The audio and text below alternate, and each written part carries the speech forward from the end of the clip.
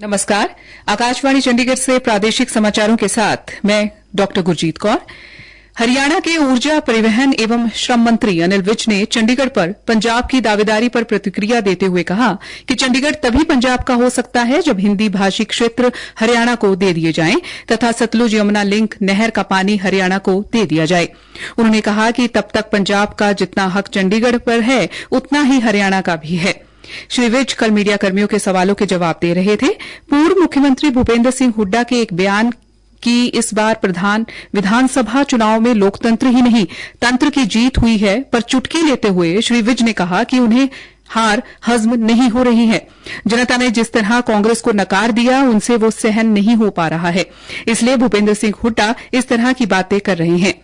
श्री राहुल गांधी के एक बयान कि प्रधानमंत्री नरेंद्र मोदी ने संविधान कभी नहीं पढ़ा पर परिवहन मंत्री ने कहा कि मोदी जी को संविधान का पूरा ज्ञान है, राहुल गांधी को संविधान का ज्ञान नहीं है। उन्होंने कहा कि राहुल गांधी जी देश में नफरत फैलाने का काम करते हैं और राहुल गांधी को मालूम होना चाहिए कि श्रीमती इंदिरा गांधी ने सन 1975 में संविधान की सभी शक्तियों को समाप्त करके आपातकाल लगा दिया था और 1.5 लाख लोगों को जेल में डाल दिया गया था। लोगों के मौलिक अधिकार समाप्त कर दिए गए थे, लोगों की जबरदस्ती नसबंदी भी की गई थी। हरियाणा के सहकारिता मंत्री डॉक्टर अरविंद कुमार शर्मा ने कहा कि सहकारिता के क्षेत्र में अधिक से अधिक लोगों की भागीदारी सुनिश्चित करके प्रधानमंत्री नरेंद्र मोदी द्वारा वर्ष 2047 तक भारत को विकसित बनाने के सपने को साकार किया जाएगा। प्रत्येक जिला मुख्यालय पर विशेष शिविर आयोजित कर लोगों को सहकारिता की जानकारी दी जाएगी ताकि वे अपने समूह बनाकर सहकारिता से जुड़कर स्वावलंबी बन सकें। वह कल 71वें सहकारिता सप्ताह के तहत रोहतक महर्षि दयानंद विश्वविद्यालय स्थित टैगोर ऑडिटोरियम में आयोजित प्रदेश स्तरीय समारोह को बतौर मुख्य अतिथि संबोधित कर रहे थे। श्री शर्मा ने कहा कि सहकारिता को अपनाकर आत्मनिर्भर बनने की अपार संभावनाएं हैं। आने वाले समय में मुख्यमंत्री नायाब सिंह सैनी के नेतृत्व में प्रदेश के सहकारिता क्षेत्र को गुजरात और महाराष्ट्र की तर्ज पर विकसित किया जाएगा। उन्होंने कहा कि कुछ साल पहले तक हरियाणा के दूध के उत्पादों की मांग दूसरे प्रदेशों में थी, लेकिन बीच में उन पर कुछ ठहराव सा लगा। अब उनको फिर से गति प्रदान की जाएगी। सहकारिता मंत्री ने कहा कि केंद्रीय सहकारिता मंत्री श्री अमित शाह की बहुत ही कारगर नीतियों की बदौलत सहकारिता क्षेत्र नए आयाम स्थापित कर रहा है। उन्होंने कहा कि हरियाणा में करीब 33,000 सहकारी समितियां हैं, जिससे युवा, बुजुर्ग और महिलाओं सहित करीब 55 लाख सदस्य जुड़े हुए हैं। उन्होंने कहा कि हरियाणा के मुख्यमंत्री श्री नायाब सिंह सैनी द्वारा सहकारिता को बढ़ावा देने के लिए योजनाएं लागू की जा रही हैं, जिसका सीधा लाभ सहकारिता क्षेत्र से जुड़े लोगों को मिल रहा है।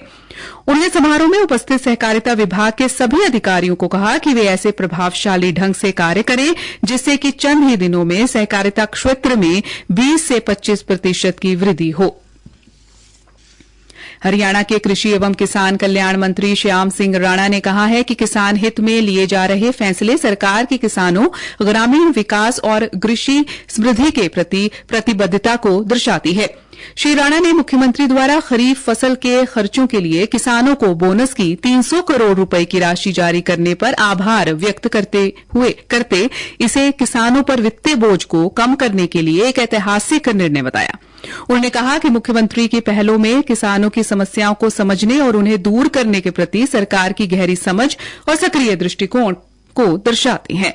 उन्होंने उर्वरकों की समय पर उपलब्धता सुनिश्चित करने के लिए उठाए गए कदमों का जिक्र करते हुए कहा कि इनमें पिछले साल की तुलना में तकरीबन 11 लाख मीट्रिक टन यूरिया और 15,000 मीट्रिक टन अतिरिक्त डीएपी खाद का आवंटन शामिल है। उन्होंने कहा कि पराली जलाने में 45% की कमी से लेकर प्राकृतिक खेती योजना लागू करने तक हम स्थायी और समृद्ध कृषि पद्धतियों के लिए मार्ग प्रशस्त कर रहे हैं। श्री विश्वकर्मा कौशल विश्वविद्यालय उद्योग की चुनौतियों पर शोध करेगा। विश्वविद्यालय के शोधार्थी और उद्योग माहिर मिलकर ये काम करेंगे। इसके लिए विश्वविद्यालय में 33 पीएचडी शोधार्थियों का पंजीकरण किया गया है।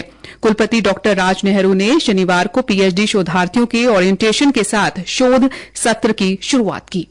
इसी के साथ ये समाचार बुलेटिन समाप्त हुआ। नमस्कार।